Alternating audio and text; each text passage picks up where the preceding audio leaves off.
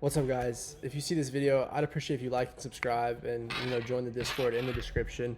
Today was Monday, June 2nd. I took a loss on my Express, but I want to back test this session and go show the trade that should have been taken, and that because my draws got hit on the day, and I kind of just want to go back and relook at it and see how I was able to fuck it up and miss like the setup. So like this original, right? This is our I don't have any of this stuff marked out. Right, okay, so this is our higher time frame PD, right? 4 hour, right? We were super, so then you have this, which is your sell side, right? So you have your sell side taken after this big sell off, and you're in this 4 hour imbalance. So if we zoom down, I want to see what the daily looks like. Wow, we were in a daily bullish too. I didn't even check the daily time frame. Very not good on my part, because like there's no reason to be bearish at all. And if we look even more internal, we see we have this big hourly right here that we were respecting the whole time. My main two draws were this high,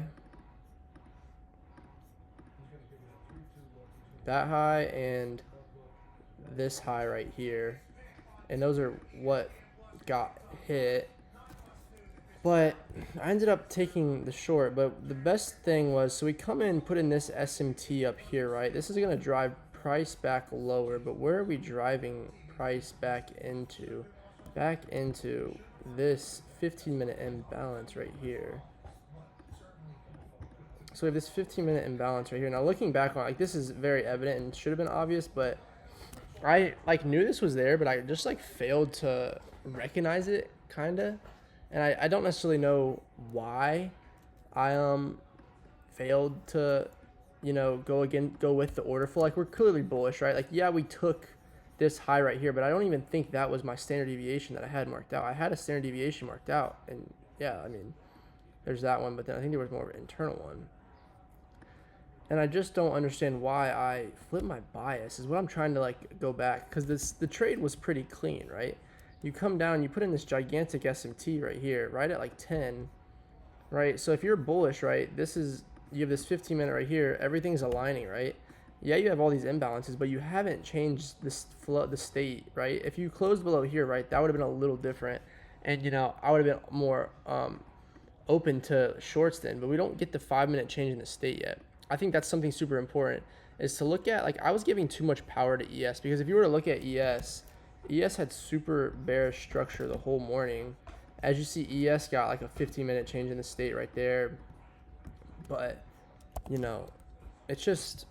it's dumb on my part, if we're being honest.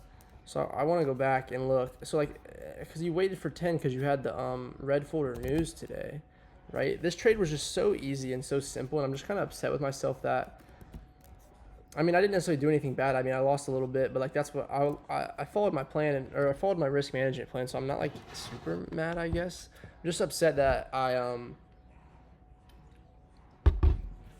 sucked at recognizing what was happening, because it was pretty obvious. Like, there was no reason for me to be bearish. I know we had this big sell-off, but like there's no reason for me to be that zoomed in yet, checking about it, especially when we formed this bullish 15-minute. And every order flow is still bearish, or bullish. The only order flow that's bearish is the 1 minute. But what is the 1 minute hold? I don't even know if the 2 minute was bearish.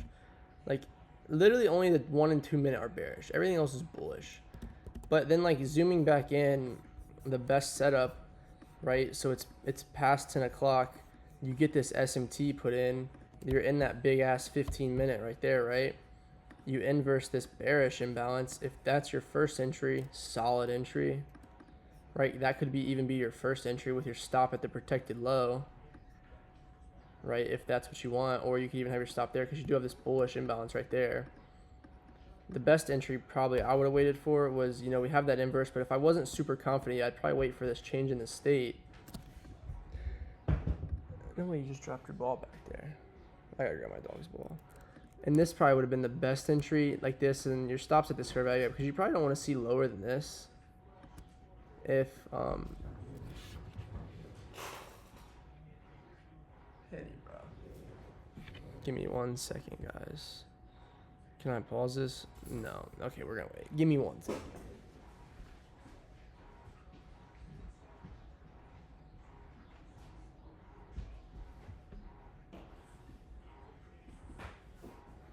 Don't do that again.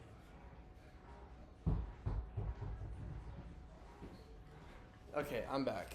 But, and so like once you get that, 1 minute CISD kind of confirms higher, and your break even point could even be the imbalance. I just couldn't stick with a bias today. That was the big thing I noticed with my problem is I just kept flipping my biases, and I was like, well, we still have an inversus, we still have into this, and like this could be your break even point right here, which I think is a good break even point. So no matter what your entry is, you're getting out at break even. And honestly, like if I would probably still wait for that CISD than the tap of that imbalance or the tap of the CISD. So I probably would have gotten, let's play it back. Let's replay. So we get the inverse, right? If I want to risk like 400, right? So we get the inverse, right? Bang, respect that. Keep this candle right here should really be the whole dictator to tell us that we're going to go higher. Like you see how strong that candle is. And then what's our targets? Like our new target is this high, right? Because we already took this high. And then, if you're really feeling it, you could go for the extendo mega mag. But say like, okay, so now penny. It just couldn't have felt good. She just jammed her face against the thing. So we'll say that. Then like, okay, we'll say, let's see how many cons we want to get in for. Right? So if this is your stop and I want to trade around $400 is like my ideal loss limit. So let's do some math. We have 42 times 2, which is what, 84. And then 400 divided by 84 comes out to 4.7. So you really could get in for like 5-ish. Right, so let's buy 5. Right, I'd put stop loss probably here. 267, we'll say it's here just to make it more accurate of what. That's just a sniper entry if you would have got that big of an entry, but ideally we're not getting that entry.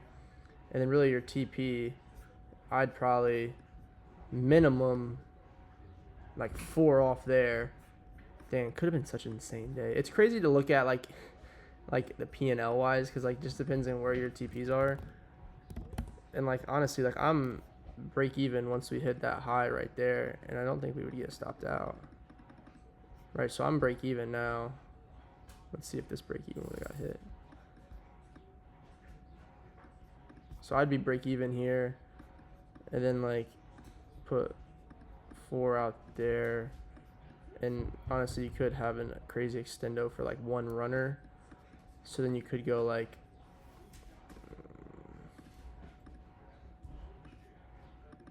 this trade took forever to play out, so it's gonna take a minute. I don't think you would have gotten stopped out. Just chop, chop, chop, chop, chop, chop, chop, chop, chop.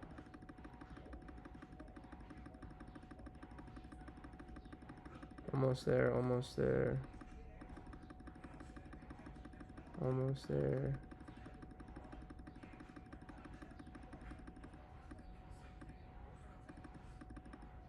So there, so you sell 4. Now you have 1 left. You've secured, it would secure you 1,300, which is still crazy. So like 1,100 with 1 runner to that high. And I think it eventually gets hit. We can check.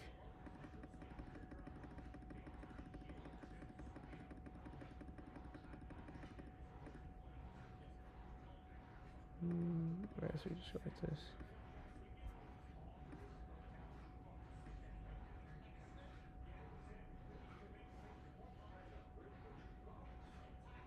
Bang. So then that gets hit.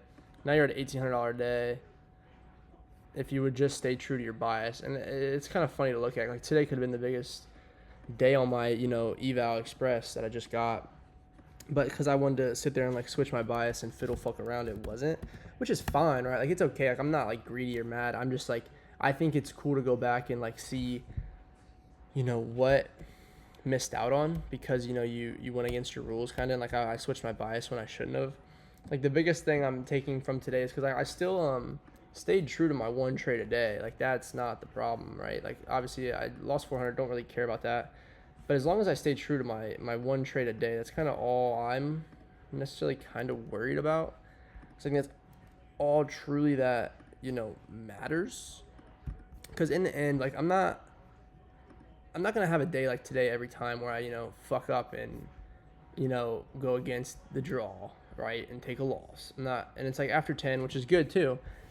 But it's just cool to see because I think it's so important, especially in my journey like on this express. Like I'm gonna risk again like $400. If I take two more losses in a row, like maybe then I'll lower my risk a little bit just to get out of the hole. But for now, I'm still confident that I'm able to do what I need to do and stuff like that. And I think that's all that matters. And I think it's very important too.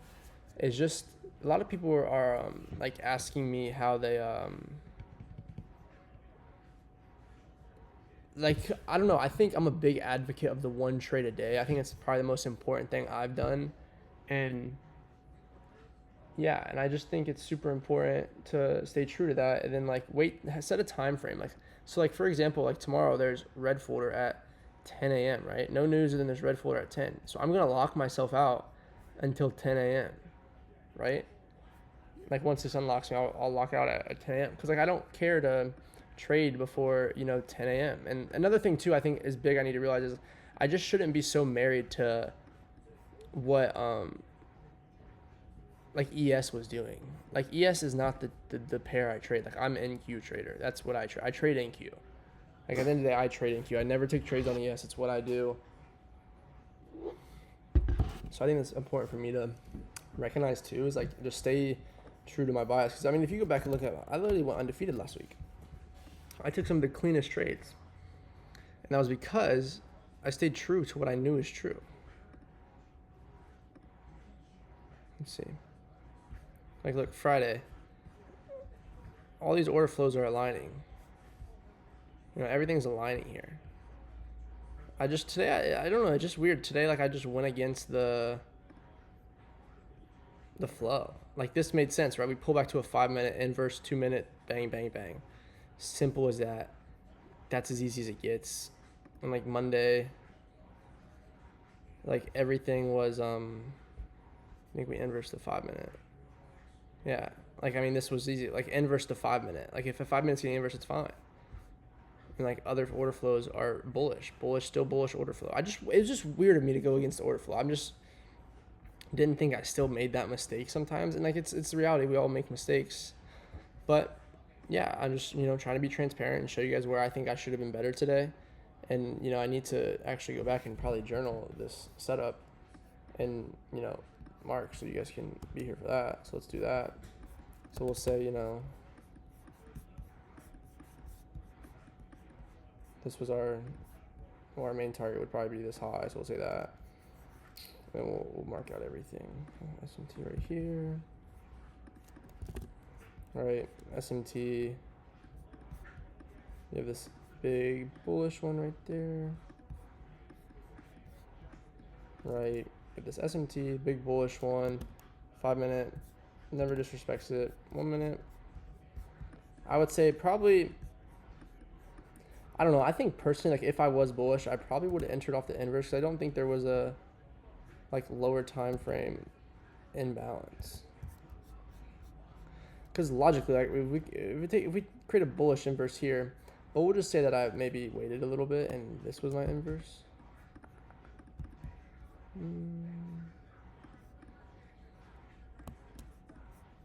Let's do this.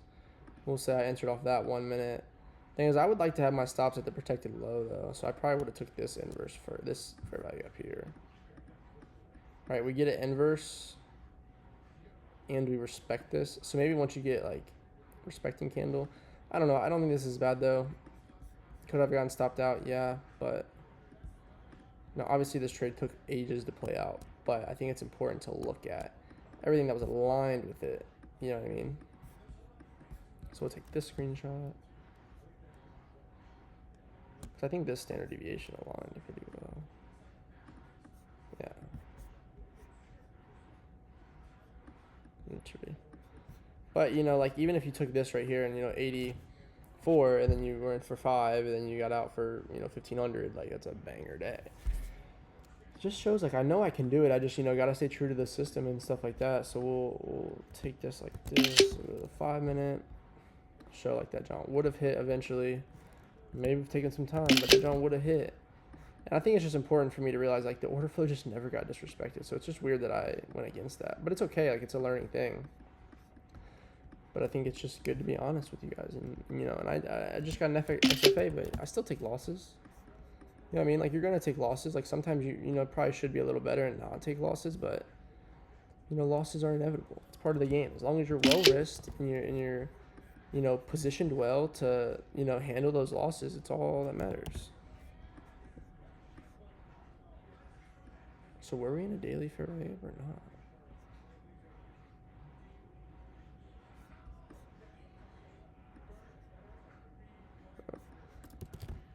But so then look, I'll show you guys how I journal my trades. So we'll say W back test 6 225. And like I just know me as a trader and I just won't take that kind of loss again.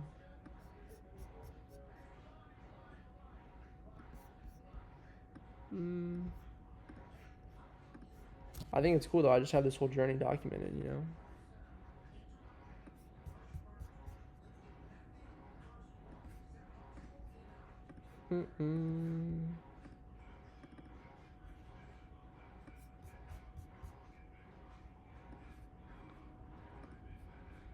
I think it's very important that you guys journal too. A lot of people sometimes in my Discord will say they don't journal, they stop journaling. I think that's a big cause of failure. Like, why would you stop doing the thing that made you who you are and made you so successful, kind of? Like, even if you haven't seen success, like it's the most important thing in trading. Like, yeah, maybe if you've been trading for 7 years, you might not need to journal anymore because you know you could say like you know you understand the game, things like that. But I just don't see the reason ever not to. Bias is gonna be bullish. Why? Every single time frame is bullish, reacting off of 4-hour bullish FEG, drawn liquidity, internal highs, also start of, we'll say like higher time frame FEG also aligns with an original consolidation setup, you know, market maker buy model. I didn't trade anything today. Like, that's a key thing too, is like today I didn't even trade a buy model, a sell model. Like, we didn't have a smart money reversal. We had an SMT, but we didn't have like order flow change to the downside. Market maker buy model, 15-minute FEG, 1 hour SMT acts as smart money reversal. 1 hour SMT, 15-minute FMG, 15-minute FEG means that it's going to be a 1 minute market maker buy model. 1 minute inverses and creates new bullish order flow. Wait for the CISD before entering. We'll say entry. There are 2 main entries.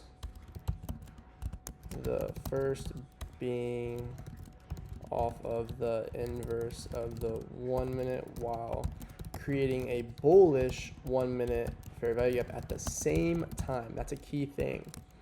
You could enter on the inverse or the pull back to the FEG. Second entry could have came once the 1 minute got a CSID to the upside. This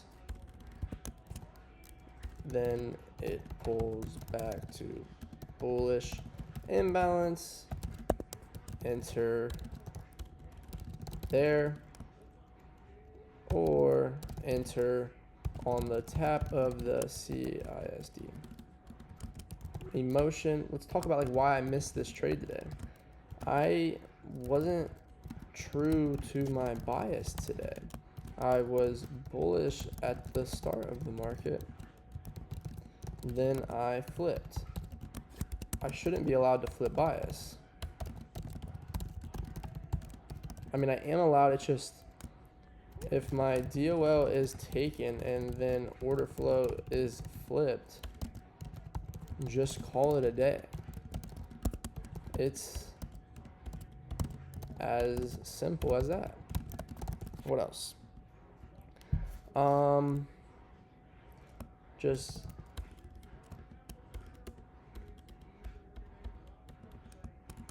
need to go with what the market is giving me, not what I want to see.